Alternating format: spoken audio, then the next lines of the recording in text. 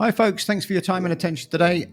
As you're listening, or before you get into this, go to the show notes and look for the Unreasonable Connection and RSVP for it. It is for co-working community builders. So if you're a co-working space owner or a community manager, it's a online event that's highly informal. We call it the world's smallest co-working event. And you can come there, everyone joins in the group, everyone says hello, and then you get put into little rooms, little online rooms, and just get to chat informally. Often we lead with a question, but you don't have to talk about that question in your group. And then at the end of probably about 30, 40 minutes, everyone comes back and says what a great time they had, because they always have a great time, and then you're on your way. It's a really good connection point for people who own or run co-working spaces to get together and talk about what's going on. So now let's get into today's episode with Natasha from Space4 in Finsbury Park. Hi folks, it is another Co-working Values podcast, and today from the luxurious district of Finsbury Park is Natasha from Space4. Natasha, what are you known for and what would you like to be known for? Hi everyone, I am known for being the events and partnerships coordinator at Space4, but I think I'd rather be known for my DIY projects at home. Why don't you start I just thought of this, sorry, but why don't you start a DIY YouTube channel or something like that? You could kill it. It'll just be one of the many unfinished projects that I have. So I think I'm okay. I don't need everyone to know about it in a way, actually. I like having it as a hobby.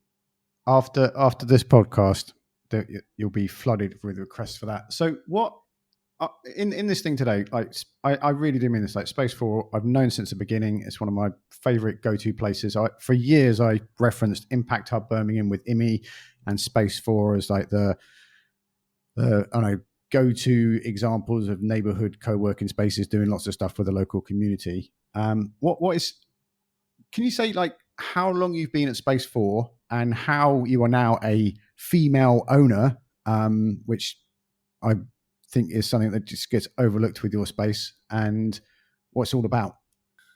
Okay, so I've been at Space4 for 3 years now, and I actually came to the space because I was doing research for my master's about cooperatives. And for those of you who don't know, Space4 is part of Outlandish Cooperative, which is a worker-owned tech agency. And I was writing about how worker cooperatives specifically, could sort of create better working conditions for freelancers in the creative industries. And I ended up using Space4 and Outlandish as my case study. And they happened to have this job going at the time, and it just kind of fit perfectly with my background in the arts and my interest in cooperatives. So that's how I got into it. And then, naturally, after about a year and a half of working here, I decided I wanted to become a part of the cooperative. So we have a particular journey into becoming a part of the co-op. So you start as a freelancer, and then eventually you can apply to become a member. And I think it was last summer I was accepted as a member, and then as a member you become a co-director of the business. So I'm now running the business, and that includes the tech side of the business, which is Outlandish, and the physical space, which is Space4. So I mainly do operations for Outlandish, and then everything for Space4 with my colleague Maddie. There's 2 of us women running the space, and I think that's really special, actually, because we have complete independence and control over what we do here, and it definitely feels special that we're 2 women of color even doing that in Space4. That's really important. Thank you for making that. Can you talk about founders and coders? Partly because it's a huge part of Space4, and then I need an excuse to link to Dan's podcast before this one in the show notes. So, what can you say what founders and coders is, and how that is entangled in Space4 in such a lovely way?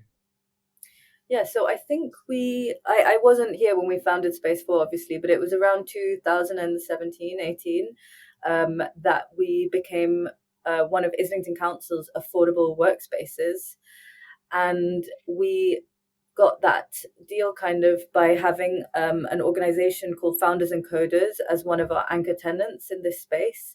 They'd been with us already before we joined Islington's program, and we already had a very close business relationship because we were very much in the tech for good movement, and they were a coding boot camp that was based in our office space. And so it felt like a natural progression for us to work together to acquire this new partnership with Islington Council. And so we moved into the space together, and it's been a really brilliant partnership for us because they are a coding boot camp, and they provide that boot camp for free, and they provide apprenticeships to people. And our partnership with Islington Council is that we don't pay rent, but we pay them in social value. And founders and coders provide a lot of social value to the borough. So to date, I think we've provided £2.5 million to Islington Council in social value. And yeah, we continue to work really closely together. We've seen our businesses grow and also shrink depending on the economy. And it's a very sort of symbiotic relationship. I think that's the word. That's a great word. That is one of the things I've seen last the longest in the London co-working scene, and it is definitely one of the most special because can I ask you about social value, because that is something I think gets, like, people see it, social impact, social value, like thrown around the internet. And what does that mean when you're like actually turning up to a building every day and trying to connect with the local neighborhood and make it all happen? Because it sounds really nice, but I know it's really difficult to work it out and to keep it going. Yeah, you're completely right. It is a difficult balance. But basically, social value is something that the public sector has become increasingly interested in. And they're trying to balance in their procurement not only like profitability, but also that the businesses that they are putting into their supply chain are also socially valuable. And they generally measure this through a particular framework. And our framework that Islington Council uses is called the TOMS framework, and it basically just assigns monetary value to particular sort of things. So that might be like getting a job for someone, or it might be providing like business support to someone for X number of minutes.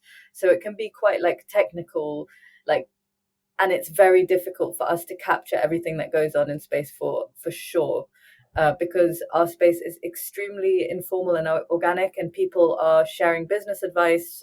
We're sharing business advice. We're getting people jobs that we sometimes find out about like 2 or 3 months later. And so it is a challenge to capture all the social value that we're providing. And we have to do this every month for the council. And it's my colleague Maddie who actually leads on that.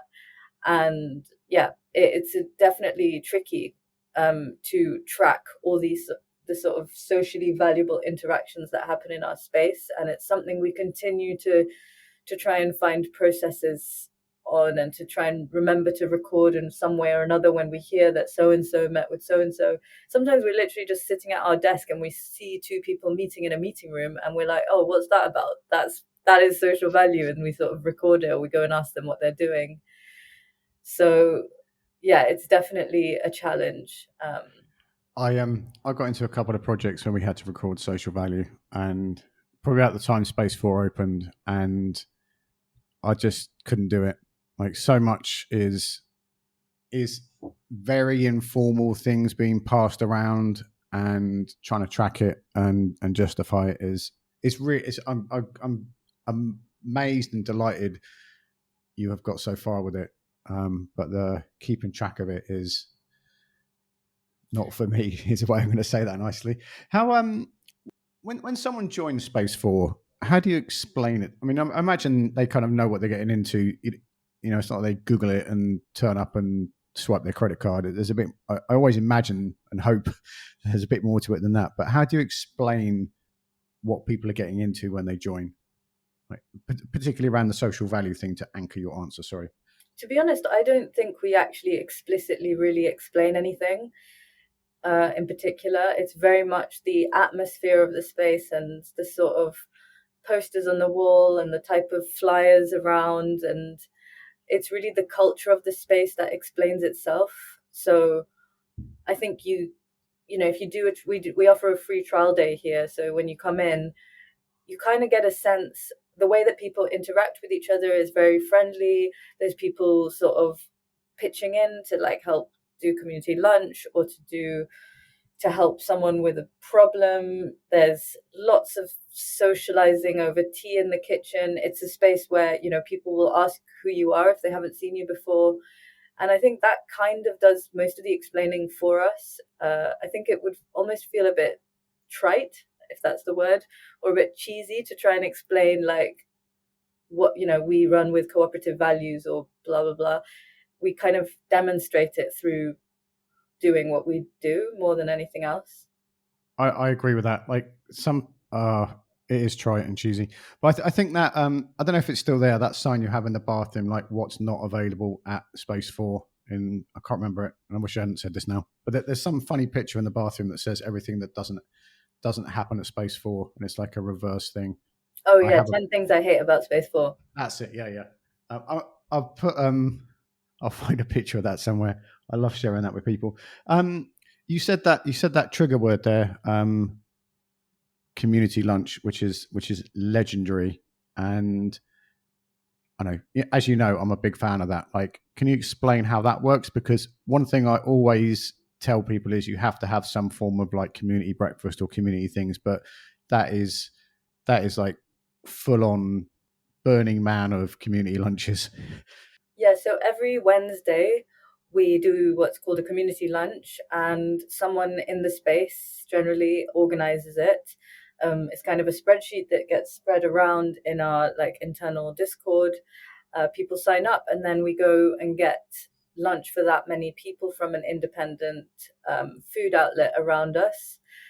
And yeah, it's just been one of the, I would say it's like a network. It's effectively a networking session, but we call it community lunch, and it's like the best way for our desk users to get to know each other. And yeah, over the years, it's become a real staple of our space that on Wednesday we have community lunch. And even if you don't sign up for the actual food, people come just to sit together. It's like a occasion to sit together and learn about what everyone does. We've tried a few other things like attached to it, which is like a lunch and learn. So a couple of people might go to a separate meeting room to do something. And I wanted to say something else about it. Oh, and recently, over the past year, maybe a year and a half, we also opened it up to the public on our Eventbrite. So we sell about like 5 places every Wednesday for just members of the general public to come. And actually, a lot of people also bring friends or colleagues or meeting, like potential clients to our community lunch as well. We do it. And it's a really good way to sort of, just like help businesses network with each other in a really nice, friendly, informal way. I often say to people, if you do a community lunch like this, and like if I was going, let me say it this way, it's much more cleaner. If I wanted someone to see Space4, I would bring them to the community lunch, because I think they get the full experience there and then do a tour. Whereas coming in like on a quiet Monday afternoon, hello Natasha, can you show Derek around? And you have to explain the whole thing, and that sounds trite. Whereas like this is who we are, take it or leave it. And most of the time you want to take it all. So the other thing I want to get to is I have this story that I tell a lot about Space4, which was before COVID, where we did with, who was it? There was an organization that ran a workshop about community building, and there was a lot of co-working space owners and community managers there. And one of the Polly ran it, and Irene, who was doing a master's in social co-working stuff. That's terrible. That's really undermining all her work. I kind of remember. It was 2019 because Irene introduced us to Kofi, and then the rest is history. But we're all like so, proud of our community building and how we were going to change the world and everything. And there was a bit in the workshop where they said, and now the next exercise is to go downstairs and just explain what Space4 co-working spaces to people in Fonthill Road. And we were like, oh my God, I'm not doing that. But like, you wanted to like connect with the local community, and they weren't doing it in a, let's try and get you to do our work for us. It was part of the exercise.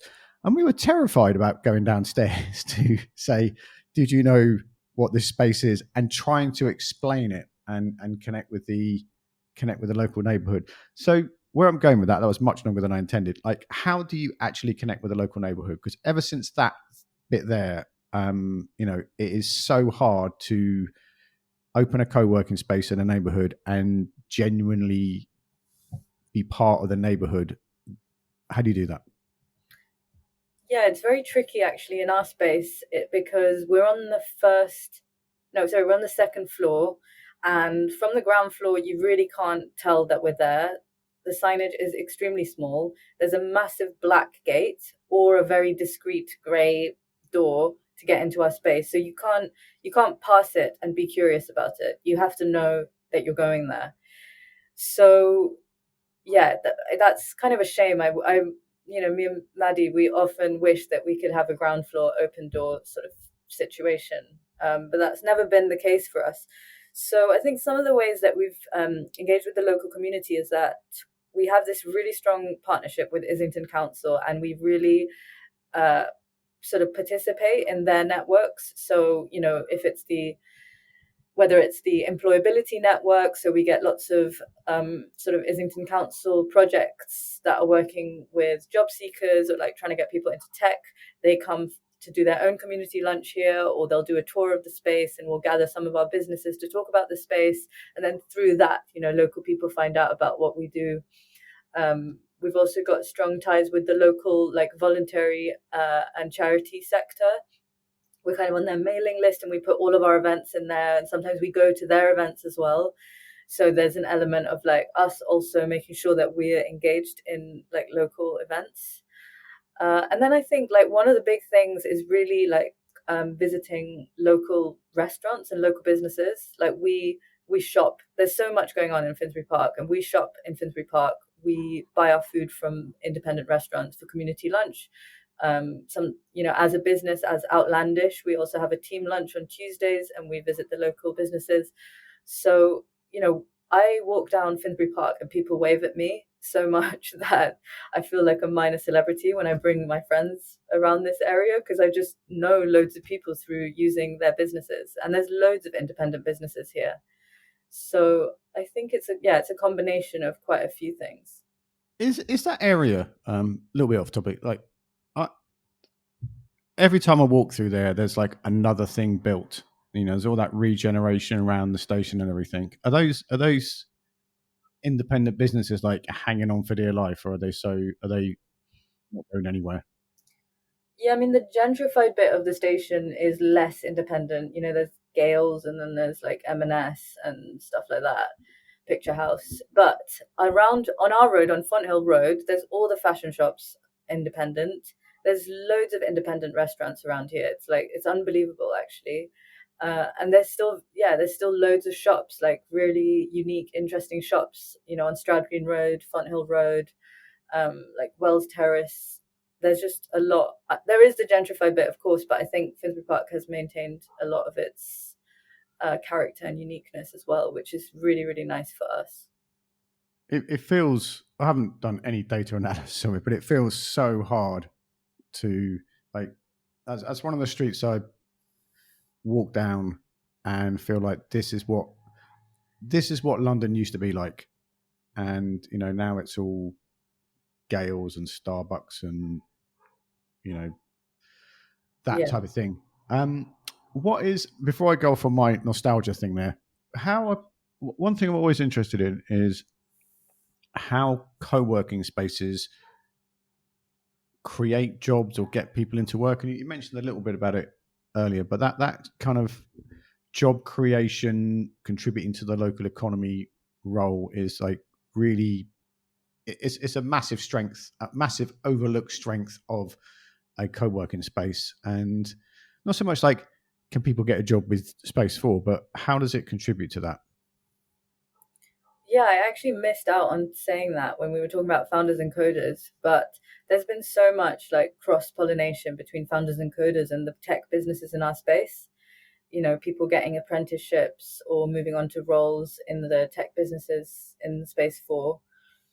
And yeah, more generally, like both Maddie and I, because of the type of businesses or like organizations and things we follow, say on social media or both on the Space 4 side, but also on the Outlandish, Tech for Good co-op side, we come across loads of job opportunities, and we post them in our internal Discord.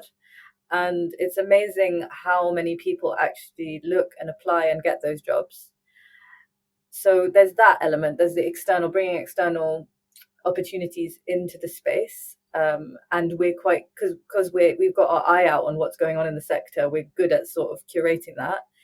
And then there's also inside, like I mentioned, founders and coders, and then also just like freelancers and other people who might be looking to move jobs. I think because we are such a friendly space, there is a pull towards like employing people that you know or heard of or comes recommended by someone you trust. That it does happen that when an organization in our space is looking for someone to work for them, Space 4's freelancers and general, people, professionals here is a point of call, like might be a priority for them to employ from, because you might also already know the person and have, learnt about them or worked with them a little bit in some capacity while you've just been here. Do you think, I'm trying to find a way to ask this, but I know you were a creative freelancer before you got into this. Like, how does that personal experience add to how you do your job nowadays? I guess I have a idea of what it's like to be a freelancer, maybe. And I was really interested before I got this job. My interest was in like, how do you create infrastructure for freelancers? What do freelancers need, and now I think a lot about how can co-working spaces support freelancers and self-employed people, because increasingly people are turning to self-employed work, but they do need support. Being self-employed is so difficult. You're running a whole business by yourself, all the different departments at the same time. I suppose that does feed into the type of services and opportunities I want to offer from Space 4.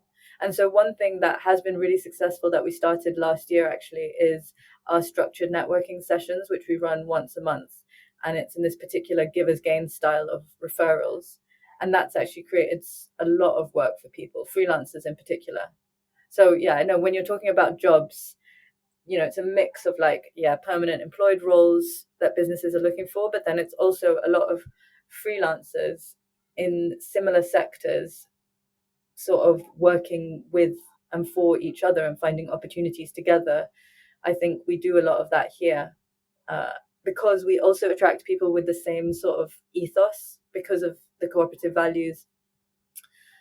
And yeah, it just kind of works really well because it's the same values at the end of the day, but then also different skill sets of different people. Like we do have a tech focus, but then we also attract a really wide variety of skill sets. Yeah, that nearly every co-working space I've been in over the years, we've run some form of get together for freelancers. We called it like Creative Crew. And there was another thing we did called Not So Manic Monday, where people met, and basically it was like a weekly meeting. So many things. You could just read forever about how to be a super cool cupcake cappuccino freelancer on the internet, but until you like sit around a table with people and go like, what are you charging? Should I do this? Should I use this app?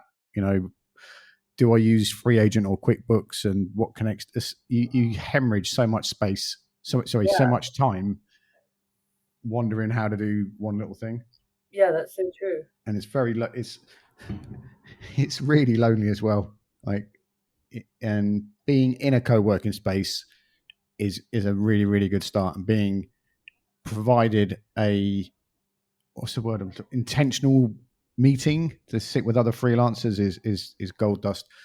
One thing I want to force into the end here, and then If there's anything I haven't asked you, just tell me. Can you explain what CoTech is? Because then I could put a link in the show notes. But that is a very unique little group of people, or big group of people, actually. Yeah, that's great that we've included that. So I think it was around 2017 as well. It's actually the origin story of Space4. But basically, Outlandish Co-op, they set up as a worker cooperative, and then they realized that there's other tech worker cooperatives in the country, but we weren't talking enough to each other. So we co-founded a network for tech co-ops called CoTech. And we're about 26 co-ops, I think, now in this network, all worker-owned cooperatives and all in the creative and tech digital sector, generally tech for good.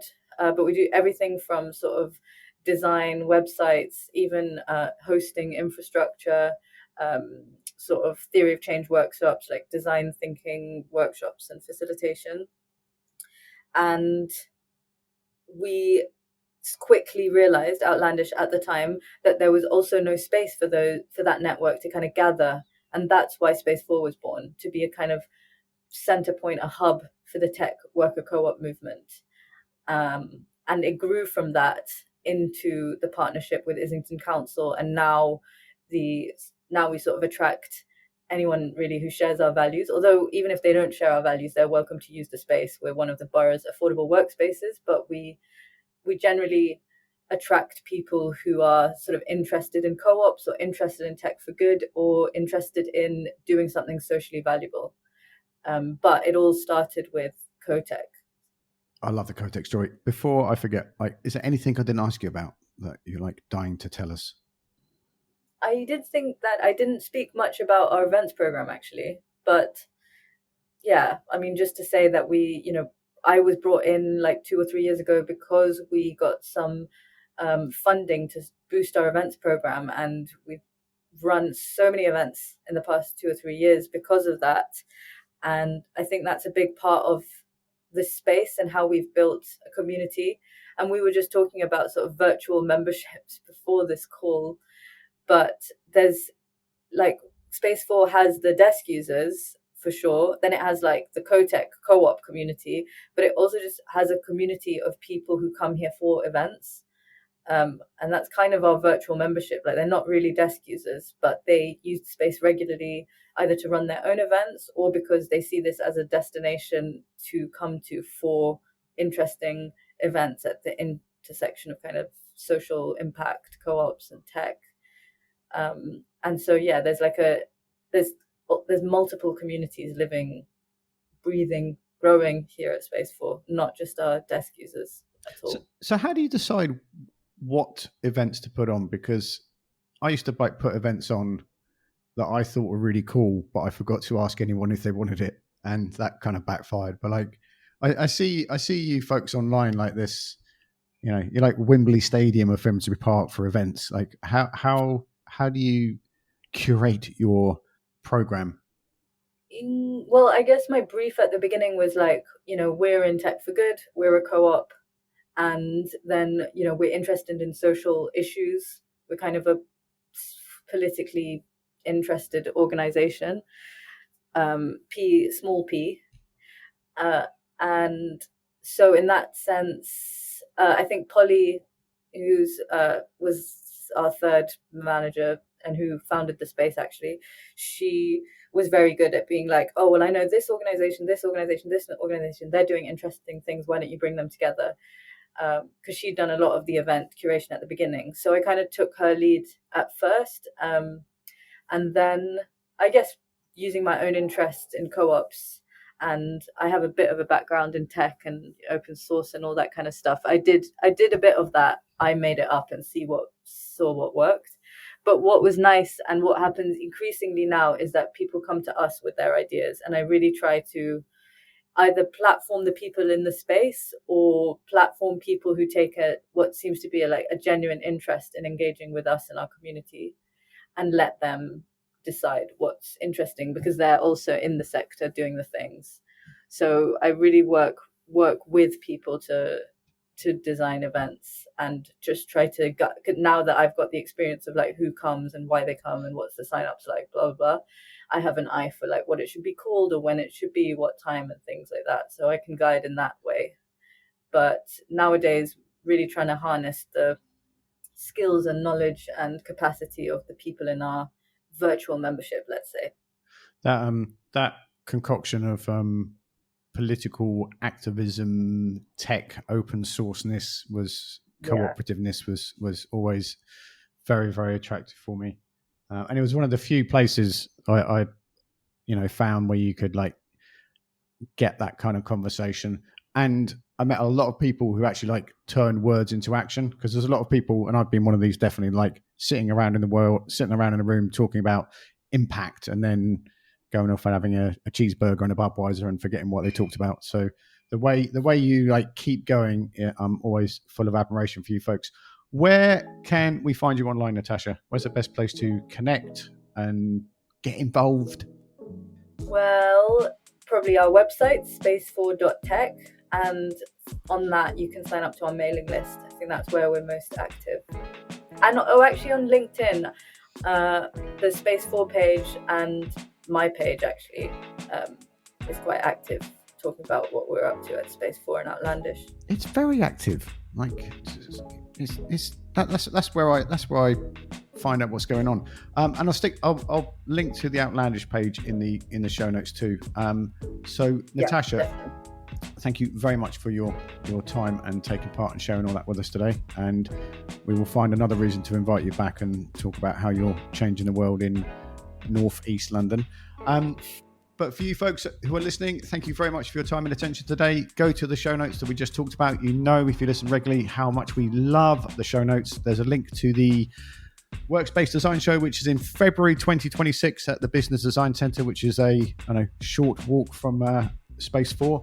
And also there's the LinkedIn co-working group. And if you run off and sign Sam Shea's get co-working recognized by LinkedIn in the drop-down menu, that's all explained in there too. And wherever you are in the world, be careful out there. It is a jungle.